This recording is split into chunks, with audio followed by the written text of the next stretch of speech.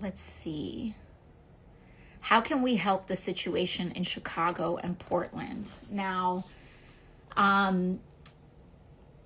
you know, I think that it is very important. So a huge part of what the administration is doing in Chicago and Portland is based on propaganda and also based on creating propaganda. Like Trump himself, allegedly, there were these stories that he saw these like old videos of some of the protests in Portland from like, I think like either George Floyd or around like 5 years old.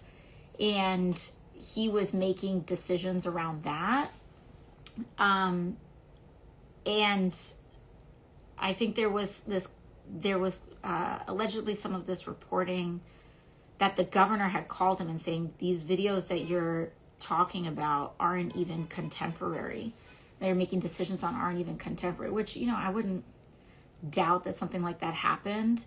But the reason that things like this are successful is because there's so much propaganda. It's not uncommon for very old videos to circulate and for people to claim that they are from the present day.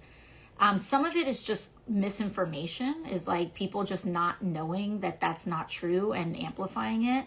We see this happen all the time, especially in the fog of war, but now here with the National Guard or with some of these claims around protests, this is happening and being used more as a technique. And so what I would say is that especially in times like these, it's very important to document these sites and show that they are not these like crazy scenes that are trying to be passed off by the administration. People are trying to kind of circulate this image and these areas. It happened with Los Angeles earlier this year, where Fox News and all these places were trying to circulate these huge, these like big scenes as though Los Angeles was on fire and that there were all of these clashes and things like that. When really there were some protests, but it was the equivalent of a few blocks. I think it was like 4 blocks where these protests were happening, but they were trying to make it seem across the country that it was like the entire city of Los Angeles was in flames in order to justify and try to win over public opinion on sending in the National Guard into cities.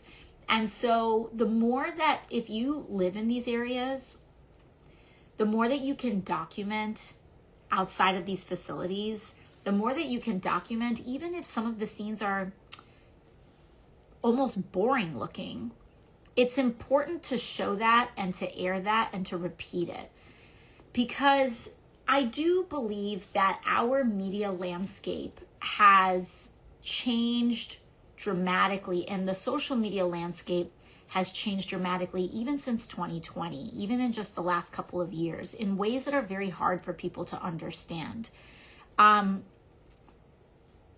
We have become algorithmically, we were already politically polarized, but our country has become algorithmically polarized. And so it is hard, I think, for folks to understand the broader landscape of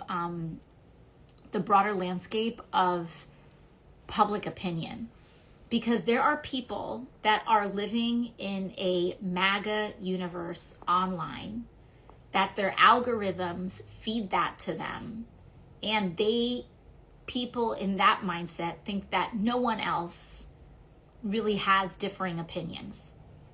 And that happens as well in progressive content and algorithms, right? Like you are being fed and being surrounded by what the opinions that you agree with. And everybody thinks they're right? And this is not to diminish your point of view, my point of view, but it's for us to be aware of the fact that very often people find it hard to even conceive of the fact that other people, no less, maybe even half the country believes differently than you do. And that is why I say that that when the country is split so evenly, it is such, as we see in our elections, but this isn't just about elections. This is about public opinion in a lot of different issues. The margin for persuasion is very slim. And that is why the White House is always pushing out this propaganda. And so when you are able to counter that with real life evidence, videos, etc., then we all kind of chip in to pointing out when a lie is being told. And oftentimes in environments like these, lies are told in order to consolidate power, so that the president and the federal government can consolidate power and abuse individual rights. And so in terms of helping, there is bearing witness and sharing what is the truth is very important to debunking these things that they're constantly circulating. And then of course there's the real tangible things that you can do in terms of ensuring that the people around you know that they are safe with you, in building community, in looking out for each other.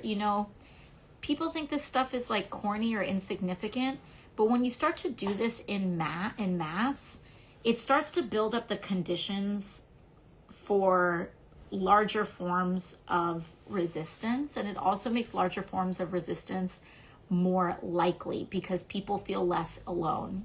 And so, yes, organizing digitally and just speaking your mind digitally is important, because I'm sure some of you have had moments lately where you saw someone post something online, even if it was an influencer or something like that you follow, and you're like, whoa, I didn't know they were like that.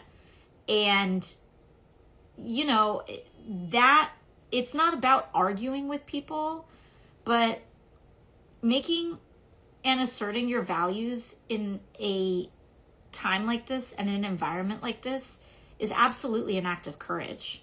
And I would encourage, it doesn't have to be preachy. It doesn't have to be,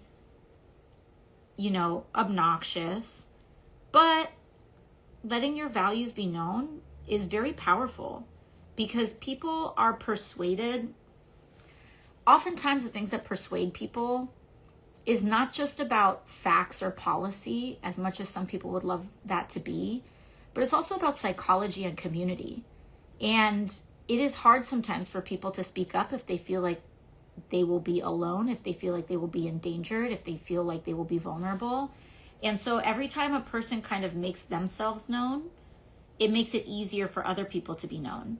And again, it doesn't have to be this preachy negative thing. In fact, it should be the opposite. I think people should find positivity and safety in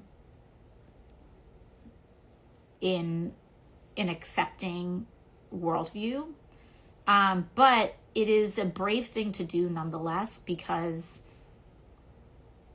as we've seen with Jimmy Kimmel and CBS, with Stephen Colbert, and all of these media companies that are getting taken over, the fact of the matter is, what gets you canceled is not being racist. And what gets you canceled is not being intolerant or being inflammatory. What gets you canceled nowadays is challenging power. And the people who are in power is this administration. We live in a time that is so absurd that taking Tylenol is seen as some political act. Give me a break. But this is the time that we're living in nonetheless. And so making your values known where you have them, when you have them, is a very big and courageous thing to do. And don't underestimate the value or importance of that. It is the seed of everything, and it's the start of everything. Let me see.